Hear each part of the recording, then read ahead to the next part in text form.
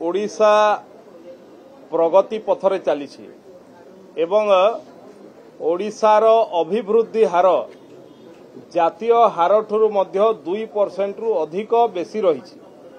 ये सूचौछि जे ओडिशार अर्थनीति गोटे मजबूत अर्थनीति, ओडिशार अर्थनीति गोटे लोकाभिमुखी अर्थनीति एवं बिजु जनता दल 24 वर्ष भितरे किभली राज्य को चलाउथले योजना घोषणा करिकरी तार अर्थ बराद करि पारु नथले। एभलिया अनेक योजना अछि। एबे जदि गणेई भी कम से कम 50टा योजना मु गणेई पारिबी जो योजना घोषणा करथिले 0 टंका रे ता पई अर्थ बराद करि पारु नथले। ये थिला तांकर सरकार, ये भारतीय जनता पार्टी सरकार, लोकंको सरकार, लोकंको पई सरकार। प्रथमे बजेट रे एवं एबे अतिरिक्त बजेट रे 17,440 कोटी टंका व्यय बराद करछंती एवं जहा जहा कहिचु से सबु कथा को करूचु।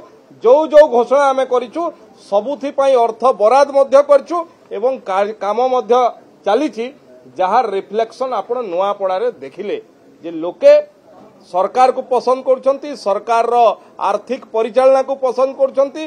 राज्यर अभिवृद्धि जातीय स्तर ठू अधिक भाव में बढ़ी। ओडिशा प्रगति पथर अच्छी।